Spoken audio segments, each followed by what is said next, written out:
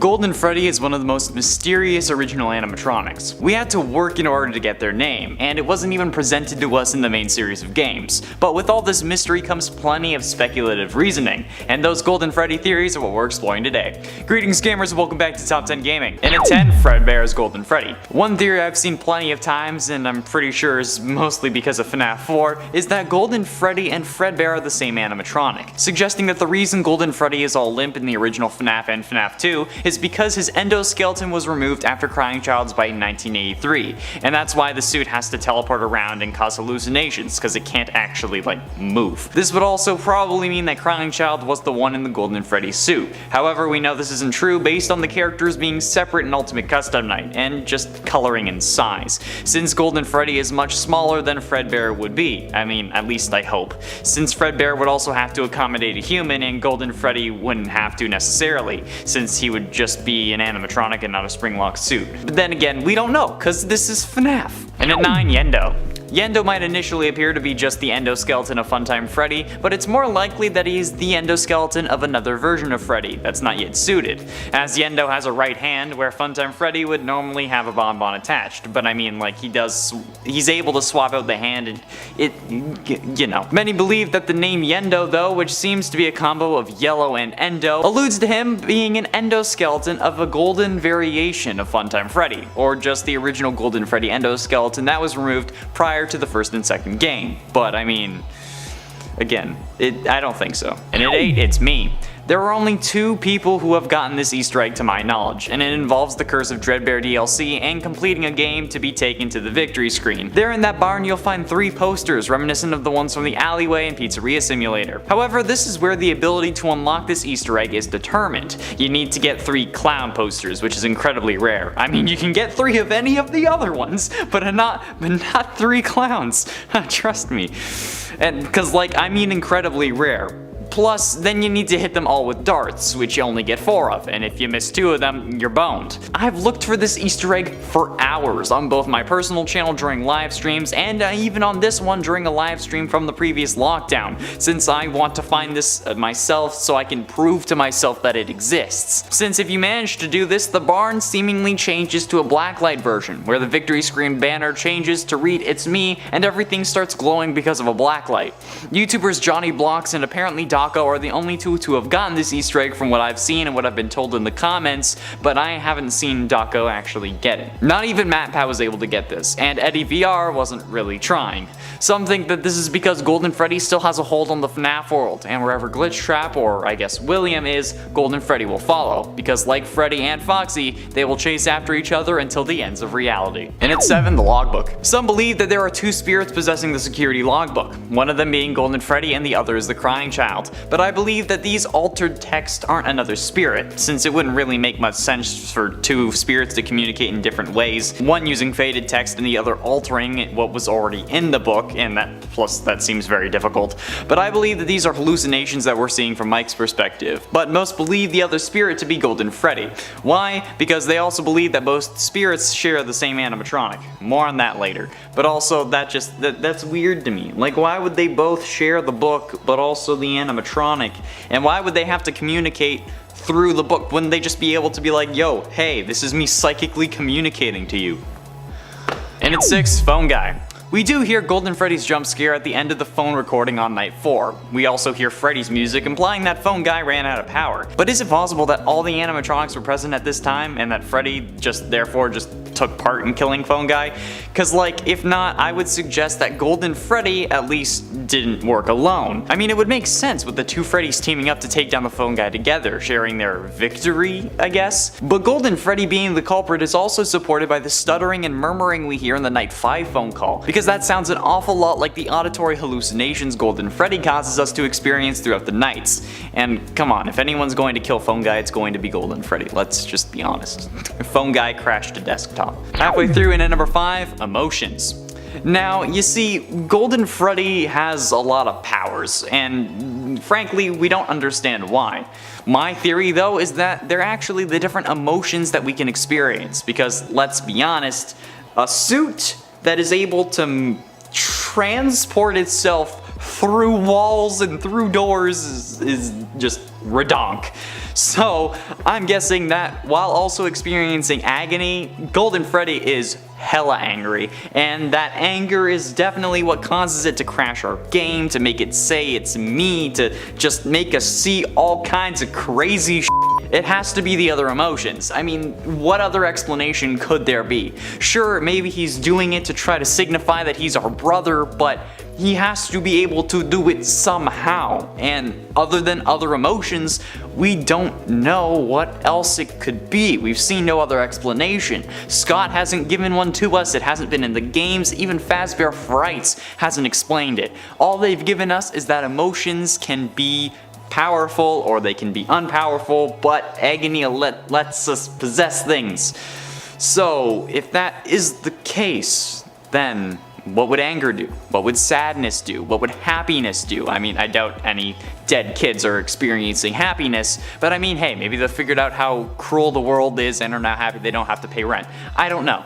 Either way, it makes a lot of sense to me, and you know what, I'm gonna keep believing it until I'm proven otherwise. In at 4, the one you should not have killed. The one you should not have killed is, I guess, the main antagonist of Ultimate Custom Night. The character who most believed to be Cassidy is the one who's causing this whole situation, trapping William in his own mind while keeping him alive in order to torture him for his crimes. And while this may still be Cassidy, I think it could be Crying Child. I have a whole theory with my evidence as to why, so go check that out if you're interested. But no matter who it is, the one you should not have killed can't really be Golden Freddy from the looks. While the evidence certainly seems to point us in that direction, now we know that William isn't in hell or in purgatory in this game, but rather trapped in his own body, thanks to the story of the man in room 1280 from the Fazbear Frights book 5 Bunny Call. There is evidence in the form of the Stitch Wraith that multiple souls can possess one thing, however we have not seen evidence of characters being able to possess multiple big things at once. Cause like there was a character who, at least from what I've been told, was able to possess a lot of little things, but nobody has possessed 2 animatronics at the same time, let alone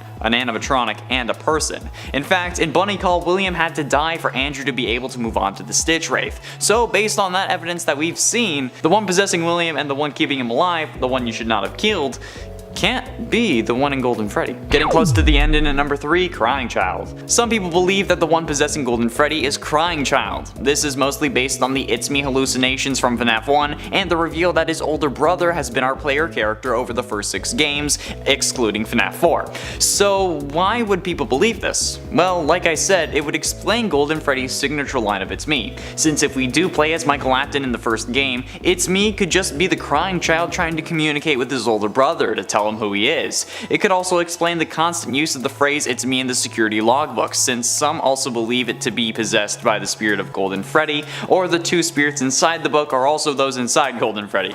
Which honestly, it makes no sense to me, because why would they be posing as multiple, why would they be possessing multiple things, like I said. Anyway, with the line of "It's me" being explained easily with Crying Child being Golden Freddy, it leads some to the conclusion that that must be what Scott intended, but let's be honest, it's never that easy.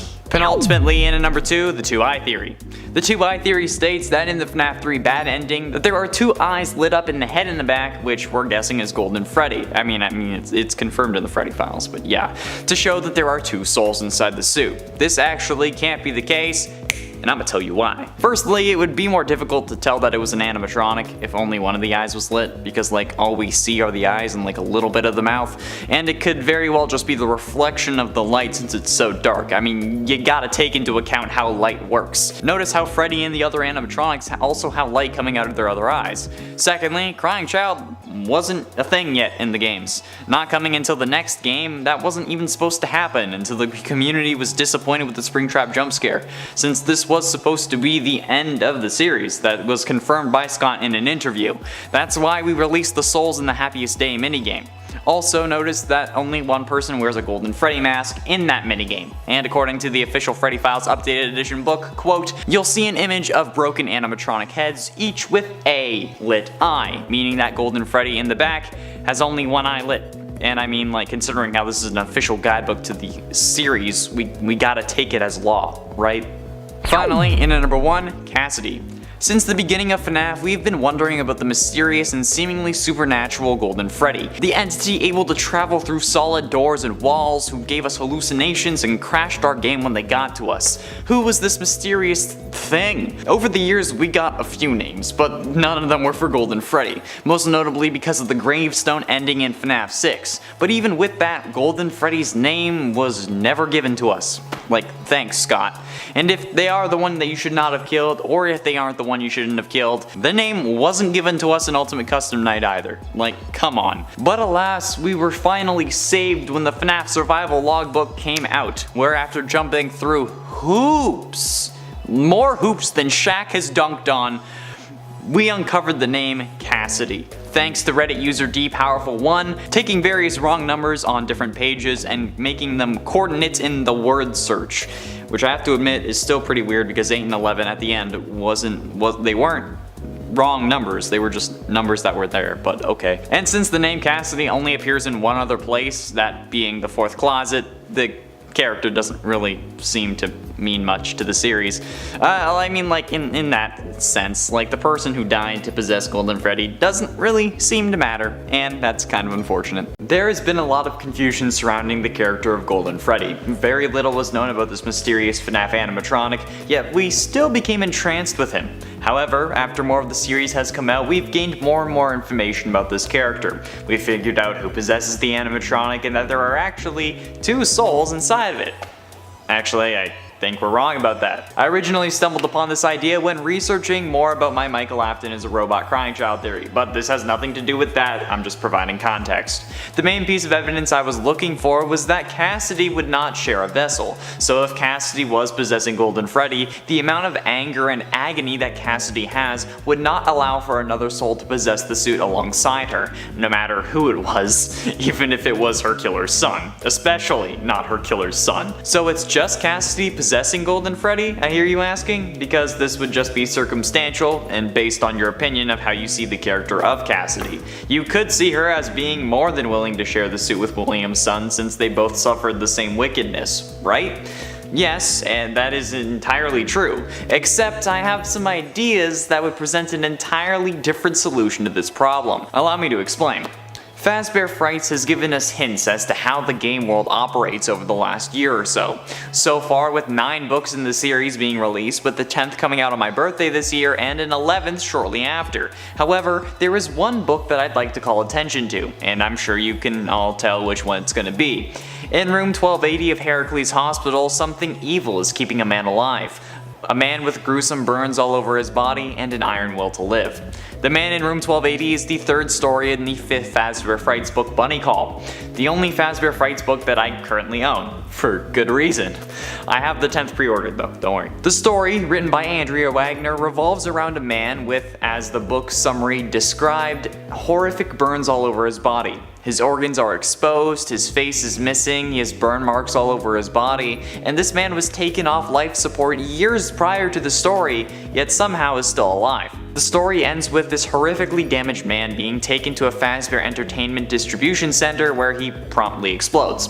This story is obviously meant to represent, or very well be, William Afton, who did end up escaping the FNAF 6 fire but was horrifically damaged because of it. The story was meant to show us that William had a soul possessing him, the soul of a young boy with curly black hair, rosy cheeks, and an alligator mask. The mask being in reference to the Happiest Day minigame from FNAF 2.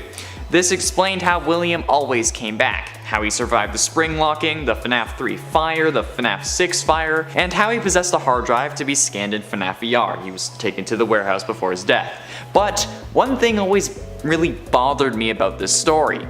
Who is that kid? From what I understand in the epilogue, the boy then becomes a second soul inside of the Stitch Wraith, and that's what made everyone think that Golden Freddy had 2 souls, but I don't think that's what the story was trying to tell us. There's always been some form of confusion around the one you should not have killed, the one who keeps torturing William in Ultimate Custom Night. We all thought that it was Cassidy, who we assumed to be Golden Freddy, who was the one doing it, that she had trapped William in purgatory and was making him relive the horrors that he caused over all those years. But that, with the release of this book, was disproven, since William wasn't in purgatory or hell, but rather his own mind. stuck in the hospital either on life support or just being kept alive by this spirit, meaning that this kid would have to be the main antagonist of that game, the one that we see shaking at the end if we manage to beat 50-20 mode. This presents two different outcomes, neither of which are what we first expected though. It's weird, but I'm gonna go over them, don't worry. First, the simple answer. The kid from the Fazbear Frights books was just a deviation meant to show us that William was possessed by someone, showing us how he was kept alive, meaning that someone in the games would most likely be Cassidy, and the one you should not have killed was not Golden Freddy. Cassidy in this case would not be able to be Golden Freddy, since while multiple souls can possess one thing in FNAF canon, we have not seen evidence that one soul can possess multiple things. In fact, that has been disproven time and time again in the series, with the puppet having to give life to the animatronics after they've had a soul, or I guess agony, inside of them. This would mean that Golden Freddy was either possessed by another soul, or that everything having to do with Golden Freddy is an illusion. The other outcome would be that this kid from the books, the boy with the alligator mask, is Crying Child. That William's son, after being sent to the hospital and put in a coma by Fredbear, went on to possess his father and keep him alive after learning of his misdeeds. This is just as likely a scenario for me, if not even more likely, since it explains a lot of what we hear and see from characters in Ultimate Custom Night, such as Nightmare Fredbear, whose appearance should only be known to the Crying Child, but it presents itself in William's nightmare, as well as multiple lines, such as "We know who our friends are, and you are not one of them," which is in reference to when the Crying Child dies at the end of FNAF 4, when psychic friend Fredbear says, "We are still your friends, do you still believe that?" But remember that those Fredbear plushies are actually cameras created by William to watch his son, meaning that this line, if it was coming from Fredbear, would really be coming from William, as would the line "I will put you back together," which is also referenced in Ultimate Custom Night, when Nightmare Fredbear says, "I am remade, but not by you, by the one you should not have killed." How would Cassidy know about this line, about the "I will put you back together," about the appearance of any of the Nightmare animatronics for that matter, unless she had seen them herself? If this was Crying Child, it would make a whole heck of a lot of sense, especially because of that line, "I am remade, but not by you." It sounds sassy, like I was remade, but you didn't do it like you said you would. Like if your friend falls through on a promise, so then you say like, "Oh, I went bowling, but not with you." I have a friend who does that a lot. He's not even really a friend anymore, just because he is not really a good person. He's not watching, so it's fine. This also explains Nightmare's line of "the shadow fears me," which I originally thought was meant to be about William fearing death, since the purple of the purple guy was meant to represent a shadow. But the one thing that made me sure about this theory was the fact that the alligator mask boy from the man in room 1280 is described as a shadow. If this is the Crying Child, who was being referenced as a shadow, it would explain this line. Nightmare is the final antagonist of FNAF 4, the one that Crying Child fears the most, the representation of death, of William's wickedness. The Crying Child has to be the one who possesses William. I mean, it makes sense, William was there when Crying Child died. The Golden Freddy suit wasn't, but William was. When Crying Child died in the hospital, we know that from his lines going through psychic friend Fredbear, he was there with his son. As for why Golden Freddy is moving at the end of the game though, that could simply be a visual way of showing us that William would be back in the next game, by having one of his victims convulsing. Or it could be Crying Child showing William a version of the Fredbear plush. I think that this has to be the explanation, and if not, then Scott needs to fix his narrative structure, because not only does this make sense, it works in a story sense as well, and honestly fits so many things into place, and feels good in a narrative sense. The FNAF 3 bad ending has recently been highlighted as an aid to the point that Golden Freddy contains two souls. This is in reference to the bad ending screen with the animatronic heads with lights on, as opposed to the good ending where the souls of the missing children are set free and there are no lights on in the animatronic head eyes. However, while this may be in support of that theory that two souls are inside of Golden Freddy, it doesn't have an endoskeleton leg to stand on. To recap, the proposed theory is that Golden Freddy contains two souls, most likely the souls of Crying Child and Cassidy, who is one of the 5 original missing children. They claim this theory is supported by the bad ending screen of FNAF 3 since there are 2 animatronic eyes lit up in the back, which we assume to be Golden Freddy's head. There are multiple reasons that this would happen without the animatronic being possessed by 2 souls though. Firstly, since the entire head is shrouded in darkness, if only one light was on, it would be difficult to make out a proper shape of the head. Here, I made an example. Here's the FNAF 3 ending as we see it, and here it is if only one eye was lit. It's harder to tell that it's an animatronic head, and the only real indication we have is context clues from there being other heads on the screen, and you definitely can't really see the shape of the nose, so it could have been anyone aside from Chica. But we could probably have thought it was Springtrap since he was the main animatronic of the game, or we could have thought that it was Foxy since the other eye was blocked off like he is here. Also, on a similar note, every other animatronic has some form of light splashing over to their other eye, unless it's blocked like Foxy's. This is most notable on Freddy, who has the other eye slightly lit, Bonnie has a stripe of light in the other eye, and Chica has a little bit of light on the edge. So the fact that the other eye is lit is just due to the spreading of the first light, because that's how light works. Also notice how the light behind Golden Freddy's right eye, well, his left, our right, is stronger and has a white spot. This is actually the light itself. The other eye doesn't have this, which means that there's only one light behind the 2 eyes. Let's also take a look at the Happiest Day minigame, the minigame that you must complete to unlock the good ending and put all the souls to rest. The good ending has all the lights in the animatronic heads completely off, making the head in the back impossible to see, which means that all the souls are at peace, right? Well, if that's true and this soul was put to rest, at least in the context of this game, we only see one soul wearing a Golden Freddy mask at that party. So if there was really 2 souls in the suit, there would still have to be at least one eye lit up in the Golden Freddy head, but that isn't the case. The animatronic is completely off, meaning that the single soul in the suit is at peace. And I know what you're thinking, but we see Golden Freddy torturing William in Ultimate Custom Night. Well, while that may or may not be the case depending on what theories you believe, I'm talking about the context of this game. Remember, FNAF 3 was supposed to be the end of the series. That's why there are 2 endings. This is why there are many questions. But the community was disappointed with the Springtrap jump scare, making Scott feel like he needed to make FNAF 4 where the Crying Child was introduced. FNAF 4's Crying Child didn't exist when FNAF 3 came out, so it's physically impossible for them to also be possessing the Golden Freddy suit in the lore of the FNAF 3 game, when looking at how the series was supposed to end originally. So while it may seem like things were pointing this way, they weren't. They couldn't have been. The final nail in the Scott coffin is actually found in one of the series' books, the Freddy Files, updated edition since it's the one I have. I recently got one for theory fodder and helping me find more evidence to support myself and whatnot, but I also wanted to find what Scott himself deemed the most important to the series, and to find details that he highlighted himself. One of those details is about the FNAF 3 bad ending. Quote from page 60, "If you play the game straight through, after the Night 5 end minigame, you'll see an image of broken animatronic heads, each with a lit eye. Faded text in the background reads, 'Bad ending.'" There it is, from Scott Coffin himself, in what is in essence the FNAF game encyclopedia or walkthrough guide, each with a lit eye.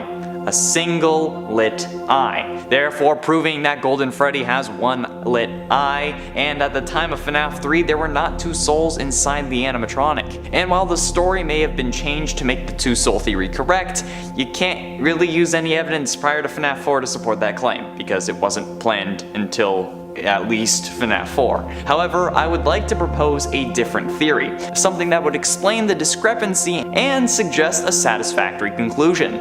There were 2 souls inside Golden Freddy, but at different times, not at the same time, but one after the other, and that the vacancy left by this ending, FNAF 3's good ending, allowed for Crying Child to possess the Golden Freddy animatronic after he was done torturing William in Ultimate Custom Night, since it would make more sense for the Crying Child to be the one you should not have killed, and someone that William did indeed have a hand in killing, whether it be directly through an alternate death which we didn't get to see, him pulling the plug at the hospital, or by creating the animatronic that crushed his skull, since even if Henry was the one who built it, William William would have had to supercharge that jaw to make it happen. It would also explain how Cassidy is set free at the end of FNAF 3, how Crying Child could then possess Golden Freddy, since keep in mind the one keeping William alive in the Fazbear Fright story did go on to possess the Stitch Wraith, which could also parallel Crying Child's story of leaving William to go possess Golden Freddy, and how the one you should not have killed would know about the nightmare animatronics, when they were just a figment of Crying Child's imagination while he was dying in the hospital. They didn't have real forms. William didn't design them with sound discs or whatever, they were in Crying Child's head. Crying Child also being the one you should not have killed explains the references to he being the spirit, not the animatronic, since why would a spirit who's controlling what the animatronics say, as evidenced by the mediocre melodies, reference the gender of their animatronic and not themselves when they were alive? It just seems weird, especially when this person is so mad that they'd keep their killer alive to torture them. They wouldn't think that they are the animatronic that they inhabit because of that killer.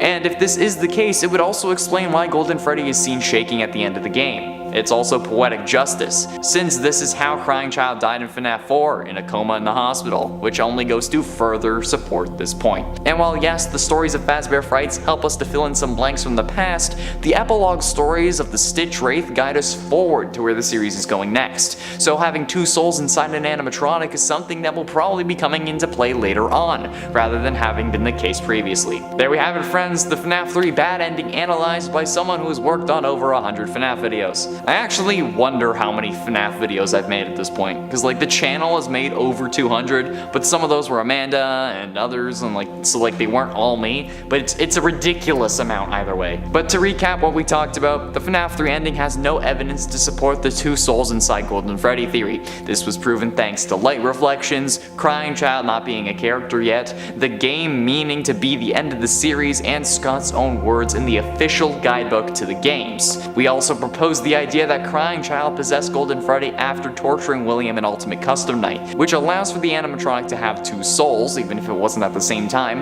and explains a load of Ultimate Custom Night. It also lets the original crimes to continually play a role in the rest of the series, since all the evidence wouldn't have been burned in FNAF 6 like we previously thought. Overall, it's a good explanation that fills in plenty of holes from the series, and I may make another video going further in depth into more detail, or I may make a series of reels on my Instagram exploring this idea, but I don't know. What did you think of this theory, and do you have anything to add? Be sure you let me know down below.